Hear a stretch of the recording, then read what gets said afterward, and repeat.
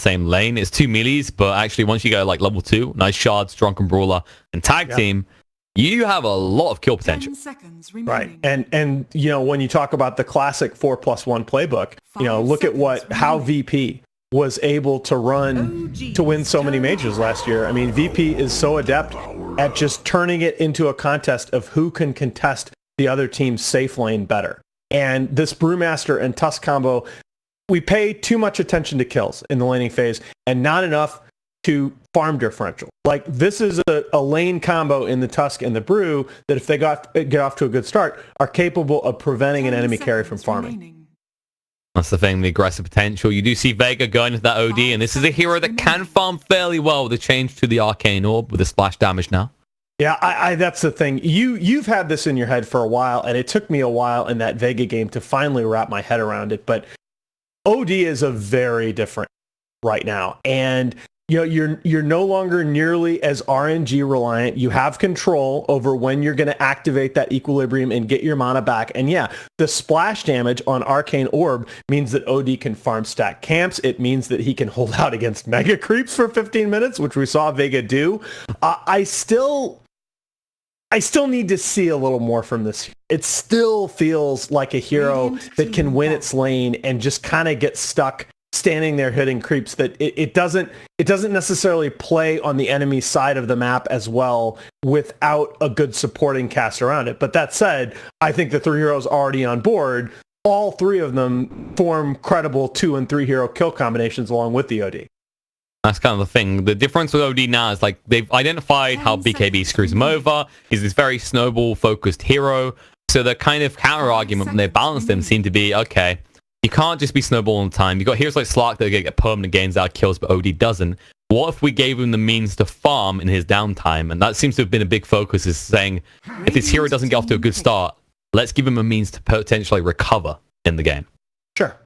And I think, OD is never, I don't think OD is ever going to be a flash farmer like an Animage with a Battle Fury, because obviously that equilibrium does have a cooldown, and without that equilibrium, the Arcane Orb's ridiculously expensive on an orb at max level. But it gives him, at least, like you say, an option. You know, he can take a stack camp, he can push a lane, and that makes the hero feel a lot more dynamic. Let's see how they're going to round this out. Vega, they go for the Faceless Void here. Okay, that's one way to approach fights with the anti-mage, but I don't know.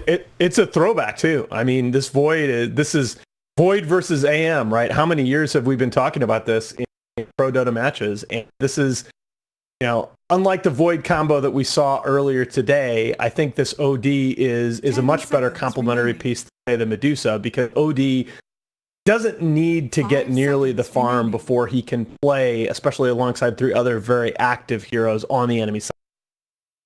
The thing I am looking at right now, though, is you have got a lot of targets you have to catch. Of course, the Ice Shards can ruin your Chronos a little bit. On top of that, a Cyclone coming out from the Brewmaster. BKB is going to be a crucial point in this game for when Void can get it. And that piles pressure on. I was afraid of it. Okay, so this is going to be a Thompson Arc Warden, and the thing that you see with Thompson on this hero, and that I've seen from very, very few other pro players, is he threatens towers hero extremely early. The way he plays lanes, like he will go and start hitting your tower anytime you fall back in your lane. And it just creates so much pressure for OG. OG watching them during TI really taught me more than anything else that tower damage can be almost as significant as tower kills, because you put a lot of pressure on the opposing team to rotate in to protect that tower, to make a play in your lane, and it makes them that much more predictable. It gives you that much more opportunity to anticipate what they're going to do. And Thompson, you know, he was certainly the best mid in the tournament at that. Yeah, he proved that you can actually give a lot of gold over those Necronomicon creeps, but as long as you're slowly taking down those towers, that's all that matters. I mean, the stats were ridiculous, right? There was one game where how many thousands was it he gave over in creeps? Oh, he fed so much Necronomicon gold in that tournament. But that's the thing; they are happy to feed gold if it means sustained pressure, if it means that you are playing on a smaller area of the map than they are. It really does boil down to that calculus. And as a result, we have our lineups. We're ready to get underway. Game 1, best of 3 here. You've been having all these best of 2s today. It's time for a decisive victory no matter what the outcomes of the game are, because only one person can be victorious here. The other one will be knocked down to the lower bracket, fighting for their life tomorrow. Now, it's going to be interesting, too, because the other part of the equation, we talked about the renewed OD focus on potentially neutral farming and ability to clear lanes a little bit faster. He didn't, earlier at least, he didn't feel quite as strong in lane to me. We just cast an OD Huskar matchup where the Huskar just dumpstered him. And I'm curious as to whether some of the reworks are going to affect his matchup against the Arc Warden as well. It's a hard one. Flux means it's very hard for you to actually trade effectively. Right. Because immediately you have to walk so close to it. That's the other thing people sometimes forget, is when you start out, Astral Imprisonment's range is very, very low. Right. Well, I think the perfect example of seeing is things like Shadow P matchup where people think it's great, but that's a perfect example, right? Like I like to use these very clear examples when you're looking at the mid one-on-ones, because it gives you the full picture. It's like if it was a Shadow Fiend, you're walking forward, you get hit by 2 razors, it takes you so long to reach him. It's similar in that Thompson can see you coming, he puts on the Flux, he then puts down a Spark Wraith. You might stick him in the Astral, but you haven't traded effectively. Right. That's kind of why that cast range nerf on Astral was just such a key change to the OD, right? Now has to, it costs him something to keep you off that range creep with that spell. This is really funny up top. Yeah, somebody Spark Wraith. Party on the bounty room.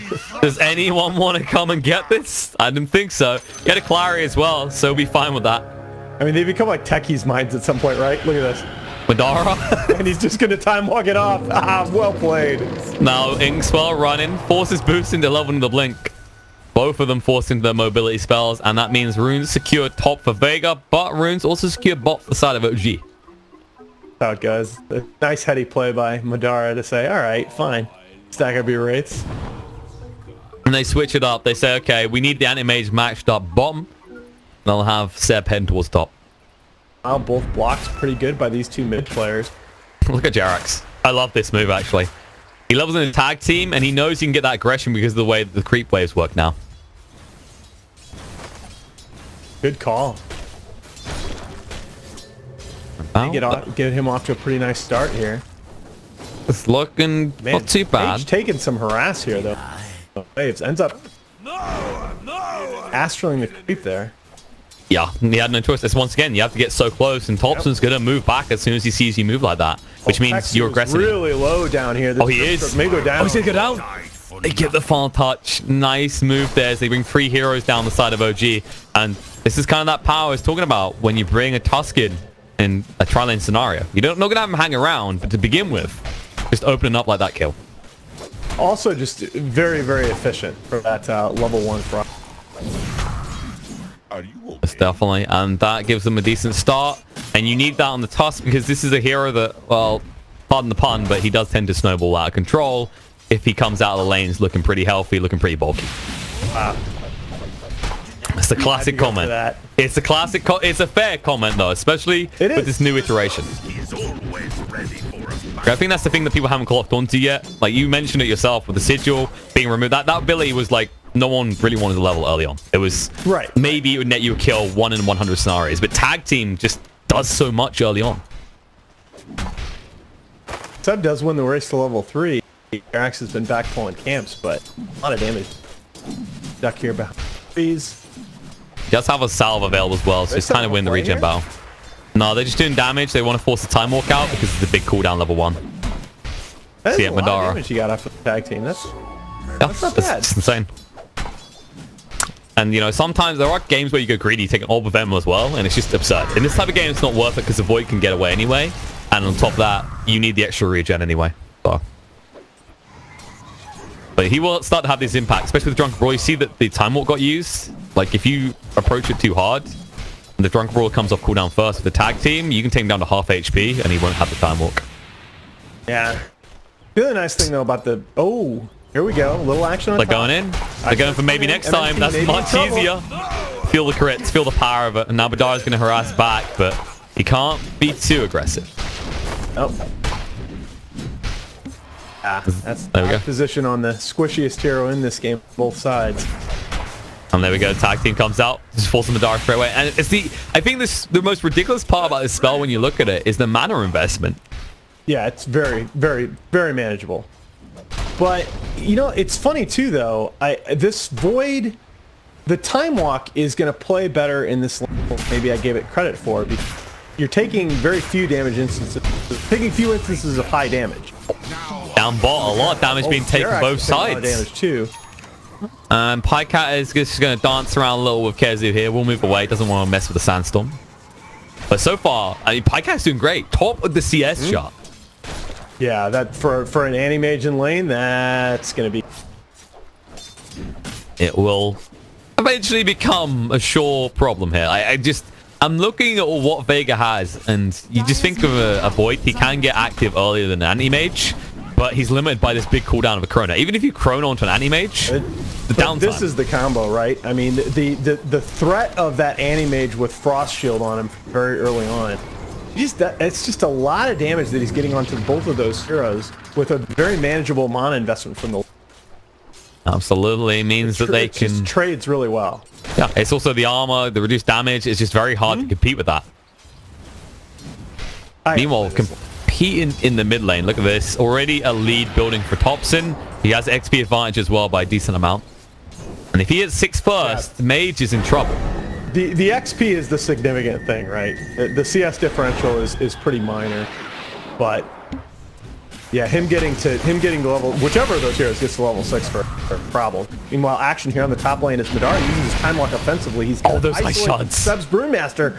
That was. Jarak's on point, and Madara is already used time walk. I mean, this guy's only been the best tough player in the world for like years at this point. He's got to be happy one of his heroes is back in the meta, potentially. Of course, another one feeling a little bit dead for most people, the Earth Spirit. Rest in peace. Seb goes down here, though. And, Jarak's in a 2-on-1. I wouldn't advise. Can they get the bashes? OG is super low mid here, though, too. And Thompson is just about to hit level 6. We got to be a little careful. All right, Mage's going to salve up. He's still By the way, Earth Spirit may very well be back. No tail?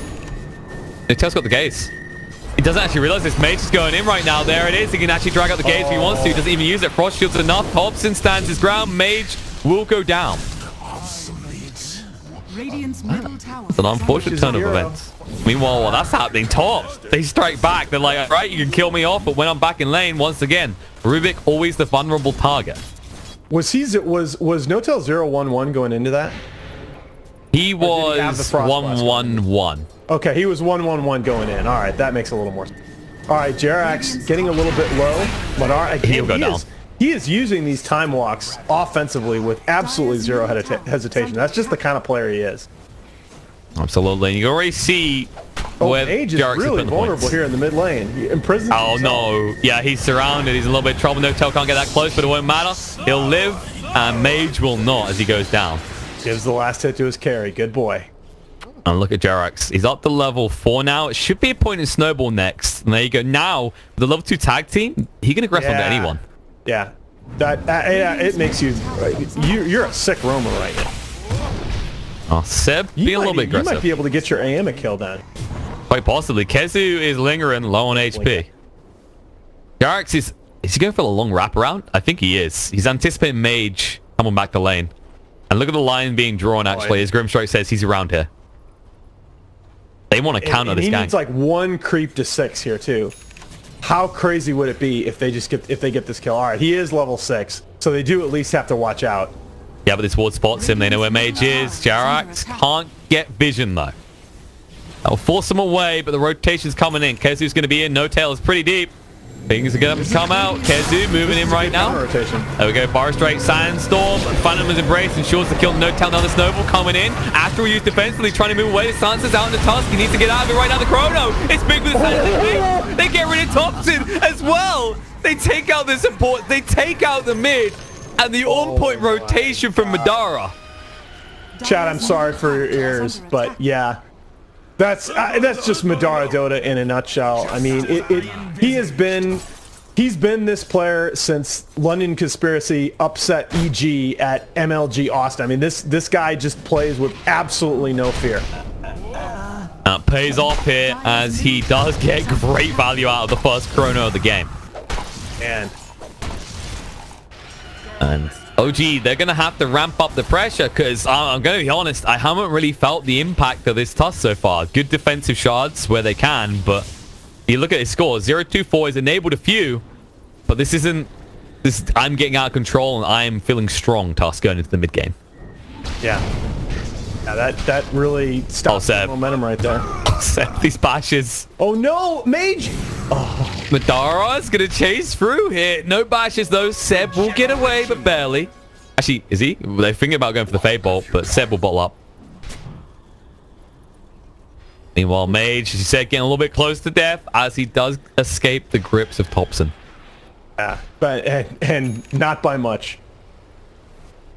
They know this ward. Oh, look at the bot. The bot is where the action might occur here. These lane wards by OG are actually super sick. Yeah, it sets up. They need this as well. With the Tusk pick, they just need to actually be able to find these targets to stab. Instead, it's Vega applying pressure in the top of the creep wave. Seb is here. He has got the split. The backup is on the way. And Thompson will be joining in. They know Pexu or somebody's setting up here, and they might try and wrap around with no tail and Thompson smoked up. Gonna go for it. They find maybe next time. The gaze drags him in. Thompson summons the double. Trying to do the damage here. Split's gonna come out. TP attempt by maybe next time. He will be able to escape. Cyclone's out into the void. They need to get rid of the Grimstroke right now, but the stun does connect on the no-tail. He's gonna get low on HP. They might be able to chase through. Strike of Fate is good. The snowball there. Madara controlled up. He gets killed. And they find the Grimstroke as well. This should set up for the tower push. That was Ink Swell on no-tail, right? The Ink Swell, yeah, it almost killed no-tail. That spell. Even that's 1 point. Gosh. It just feels like it does a lot. It is a pretty potent spell. You are seeing him actually prioritize Phantom's Embrace here, which makes sense against this lineup. Agreed. Well, the good news for them is this lineup aren't really able to push into towers just yet. Thompson, he's still on his way towards that Midas. Then he needs to accelerate forward to maybe the Necro, or he could go for the Midas, for the Maelstrom. How's it with the Invis? I think they're going to be... Oh, Mage. They're going in. The damage is big. The gaze drags him back. He's in trouble. The Phantom's Embrace turnaround. They'll find the kill in the no-tail. Pexu, though. He might be going down now. The Spark Grave's going to come across, chase him through. One more tap, and it'll be there. Thompson gets the double kill. He'll be happy with that outcome.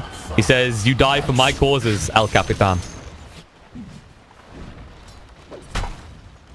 Something going on there between teammates. Dara just kept on the defensive. He's got the chrono again, but he's going to need at least one hero, and he will get it. Grimstroke's on his way up. Easy to lose sight of in all this changes is the fact that OG is actually working on a pretty significant economy advantage. 11 minutes. Well, we forgot about the man who's remained silent because he's just been farming. High cat on that anti-mage. And he's not going super greedy. I mean, he did finish his treads before going hard into Battle Fury. Rubik being happy in this game as he has stolen the blink. We said it would be easy to get his hands on. And actually, he's just trying to slow down the anti-mage a bit. In the mid lane, Mage needs to be a little careful here. He knows something is up, though. He's got to. They just have to surrender the tower, I think. Because the tree is broken. You see this vision they have in. There's no easy TP route inside. Especially with all these Spark Graves down. This is the true minefield. Yeah, look. Interesting patience here by Seb. Okay, he's gonna give up when the tower goes down, but he waited in those trees. He knows how important that tower is to open up the map here. Jarak's just scouting out. They know where Mage is. Kezu will be the dire tier 1 top. Yeah, they'll get the tower. They actually need to try and capitalize on the Void ultimate soon. Seb actually split a couple times just to screw with us, of course. As he does. Just wants to make sure all our towers are paying attention. He has built the Vlads first. We've been seeing this regularly. Especially on the tier 1 teams, it just enables these early pushes, these early Roches. Sustains you a lot in these fights. Vega are going to have to get active around the... This is going to start to be It's a significant economy advantage. It's not a huge one. Speaking of Vega, they got problems in the bot Here's lane. the kill they need. This is going to be Chrono on 2. Can they find it? Meanwhile, Chrono on the top is going to go on Artward. No, he's still alive. The snowball save. They dodge out the stroke of fate. They're going to move it right now in the sandstorm. That's not good, though. The Burrow strike through. Warriors punch out, but now Star's up and stuck in place. Thompson can't escape with the Tempest double, and Tusk can't either. Double kill for Kezu, as they were trying to find a kill in the bot lane wonder maybe next time, but he has the blink, and thus they get nothing.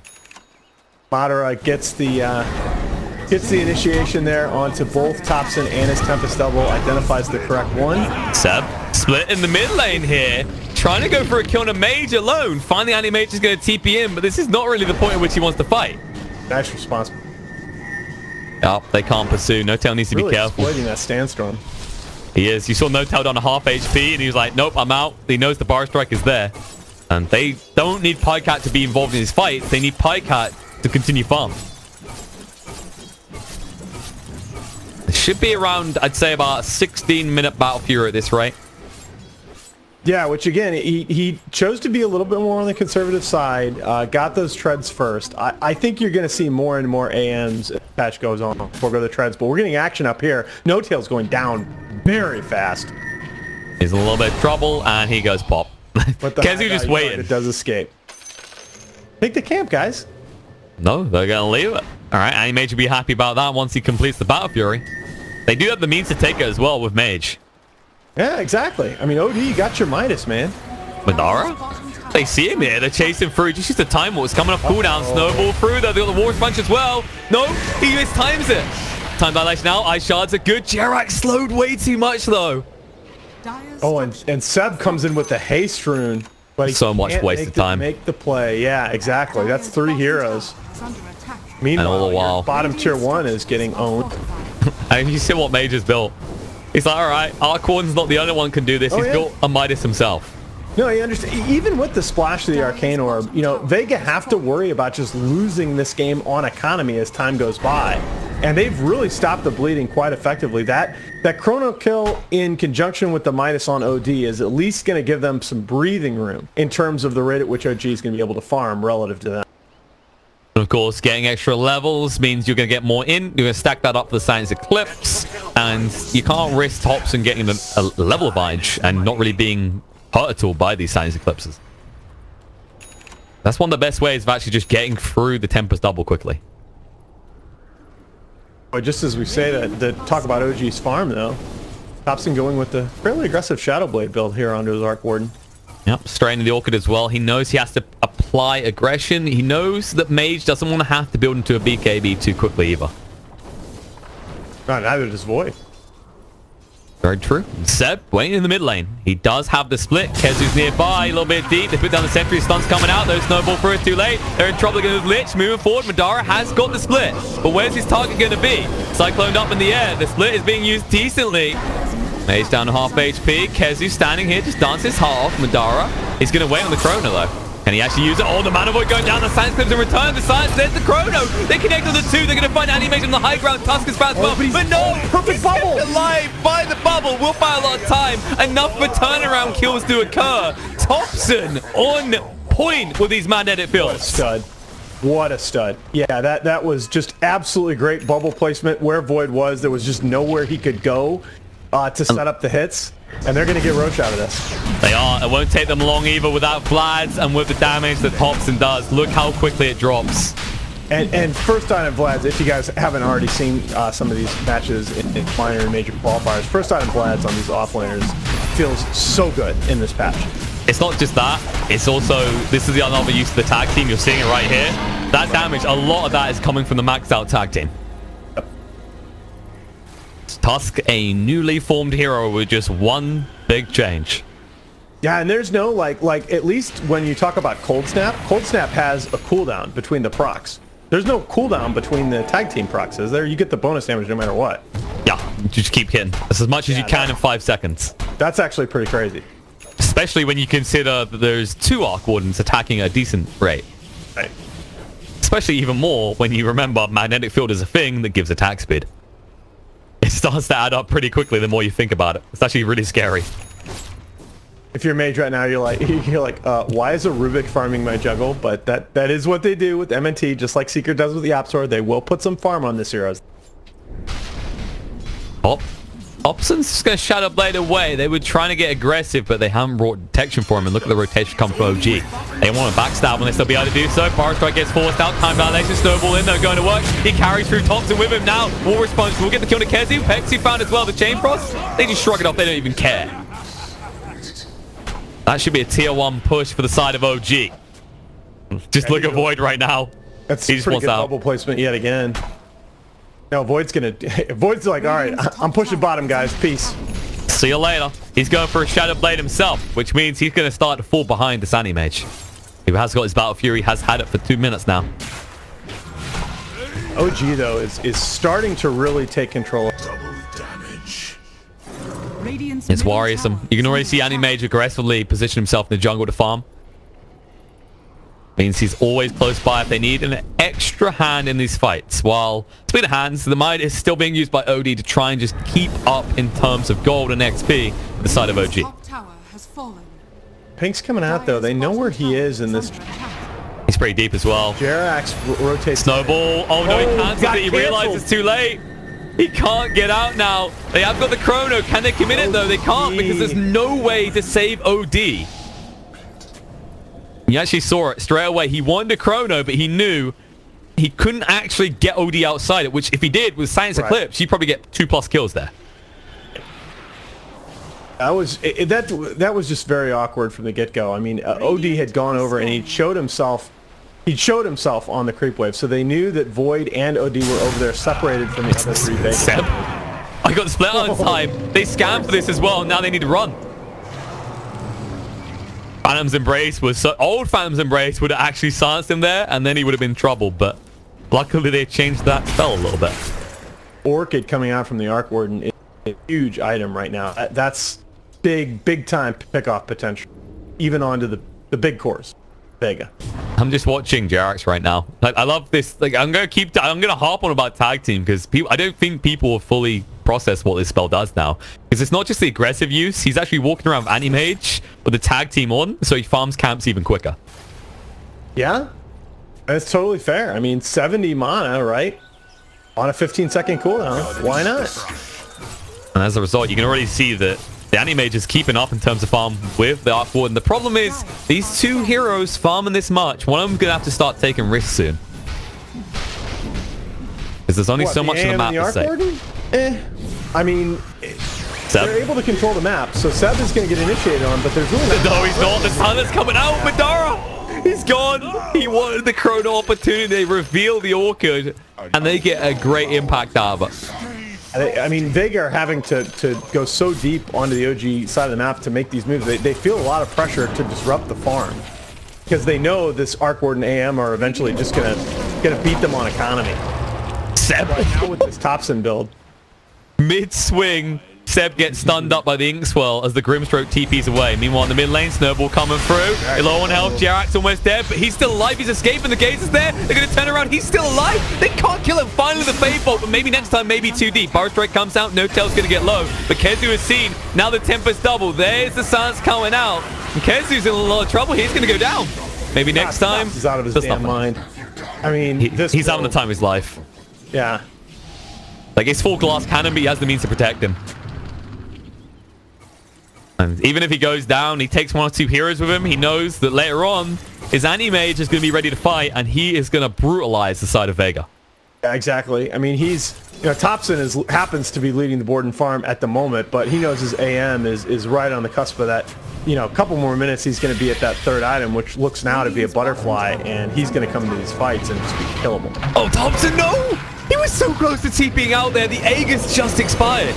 He's going to have to stand and fight. Magnetic field down. Maybe next time moves aside and says, all right, let's have this fight.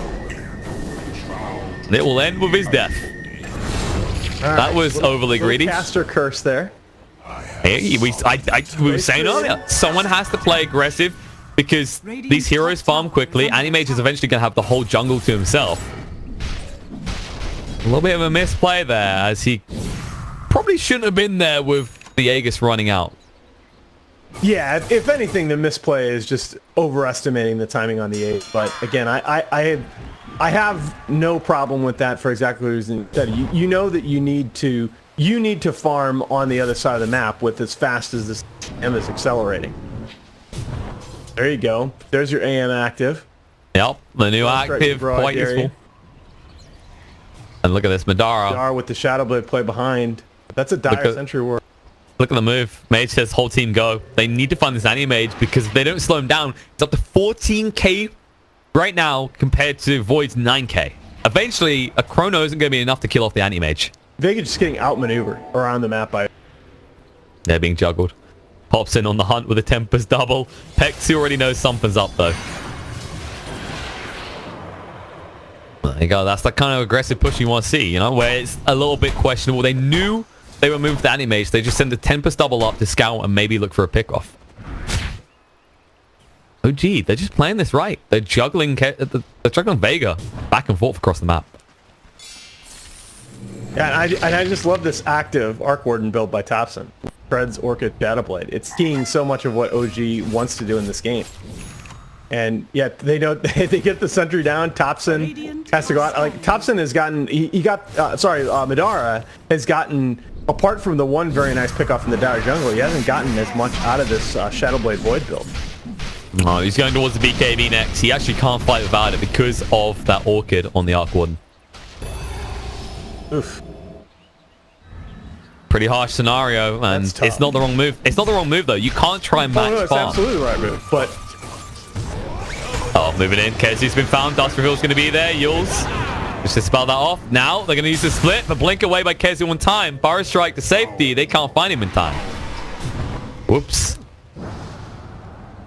Well, that's a split on cooldown at least. But the problem is, where's your move now? Now that you've got that on cooldown, you need to look for a chrono opportunity. You look at the move. Look at the lines being drawn. Kezu says, this area, we need to control it. And it's really scary because as that was going on, you know, OD just got zoned off the wave by the Tempest double.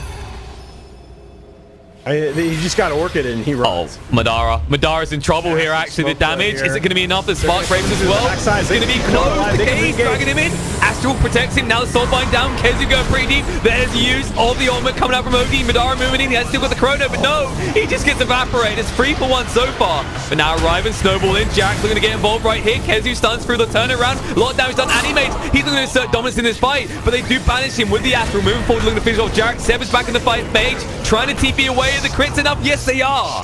Mage gets a triple kill, but he goes down. And Anti-Mage, that's the important detail here. He's still standing, he's still fighting, and he'll finish off Pexu as well for his own triple kill. And that could have been a very big fight for Vega. It just, Void, Madara got a little bit too low getting initiated on there in the river. The other 4 heroes of Vega were smoked and coming in from the wraparound in very, very good formation. If Void had lived just a little longer in time to get off a chrono in that fight, that potentially goes very, very differently. But as it goes, as you said, OG getting the better of that trade by the mile with Anti-Mage now having the run of the map.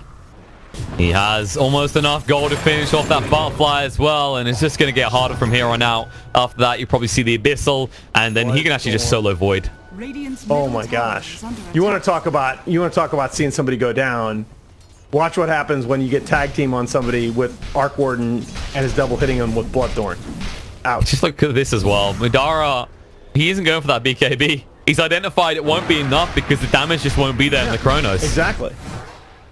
I was wondering about that right as it happened because you know you see Pycat's going to go Butterfly, and you have to be able to kill this AM to have even a prayer in this game. He's got to fully invest in the damage. It's risky, but it's the only play they have. DD on the anti-mage, by the way, as he walks into the pit. Scan, Kezu, he got baited in. He will make his way out with a Burrow Strike. They weren't expecting him to make that sort of move. And now, good old man in the field. Oh my, look at the speed. It's almost done already. Meanwhile, Snowball going with split as well. They're just distracting them. Aegis gets picked up by the anti-mage and moving through the split. But Dara down to half HP. Will time walk away. Ice shards. Actually just drops Seb from chasing deeper. There's no, calm down. Madara getting so low so early in these fights. He just doesn't have much tank as a result of this build. Look at this stab around. This is a classic OG move. Is just going to crush your whole team. Oh no, they're channeling the epicenter as well. They're going in, silenced up. A lot of damage being done. Thompson's fine with it. Kezu will be able to bar strike away down in the base. Look at the Walrus Punch. They get rid of Madara so quickly. Kezu caught here as well. He goes popped in the Mana Void. They're 3 down. Do they have the means back? And they've got a buyback on the Void, but he's not wanting to commit it here. And he doesn't have to because OG, they got a little bit ahead of themselves. Tier 2s are still standing. Can't blame them for getting excited, though, because they have full control of this game at this point. Yeah, again, you know, OG, just their entire goal is just to keep Vega inside the radius defined by these 3. Because if they're farming the whole map, they're just, you know, it's do we win now or do we win later? We don't care. We're going to win now. Going in with Manic Field. We'll speed up the push here. Going to take the tier 3 already. Void up in 10 seconds. You don't want to commit for the buyback now. Too close. The problem is you're definitely going to lose the melee racks here, and they might be able to retreat. Telekinesis Lift is on the Anti-Mage. What do? Silence coming out, Grimstroke. He's scared. And, well, Pycat can just finish up the mid racks. Banish yourself. Oh, whoops. Wow. Counter spell. Play. The fun little spell. About a 50% uptime. Seems reasonable to me. Take a set of racks cleanly. There will be no punish on the page, and they can set up and run the same play again here in the top lane if they... Now trying to move forward. Needs to be careful about that. Silence on the Void scares the crap out of him again. These Tempest doubles are actually scarier than any hero on the side of Vega right now.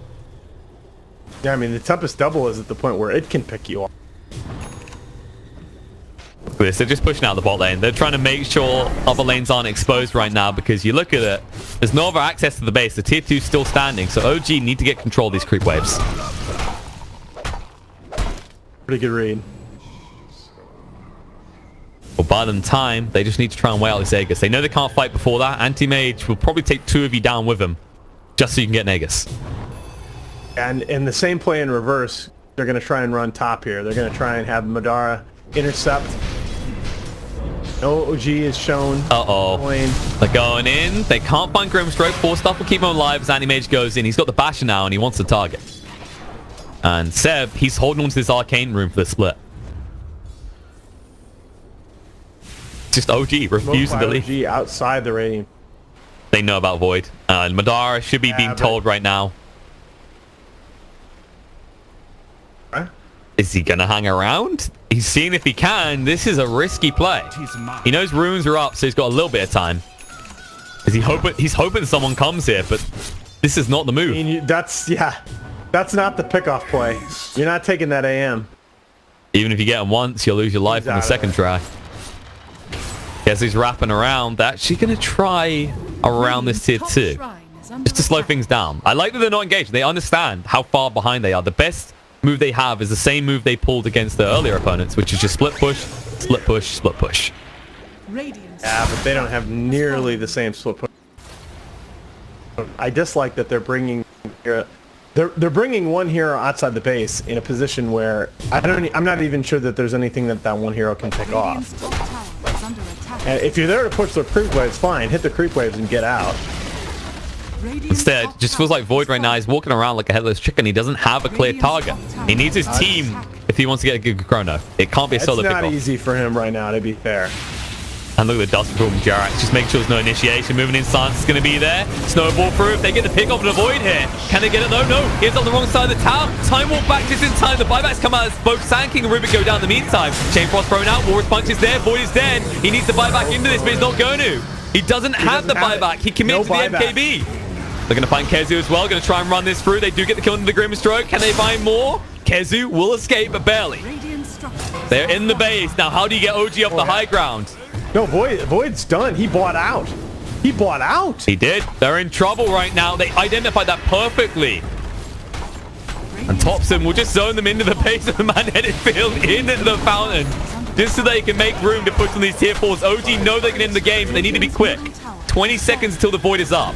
They might just sell for 2 tier 4s and back away. The BKB going in. Mage who's zone as well. Going on no tail. The Gauge is dragging him in, but he's in a little bit of trouble. He should be going down. But the crits from Set will force OD away. In the meantime, Kezu does fall to Anti-Mage. They're going to go in looking for more. Can they find it? OD is stuck here. No escape plan. He is just hung and quartered. Void back up, but now he does not have the damage to the OD. Aegis Reclaim, but it doesn't really matter. They don't mind. They're going to go into crits. Pexu. One more attack up by the Chrono. No!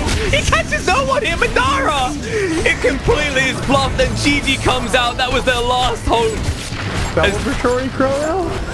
Yeah, I guess. Unless, what do you think that's about? Madara secretly going across the OG? It's about he had died in like I think he died in like 2 or 3 straight fights with it up. So I mean, if you're going to do a celebrate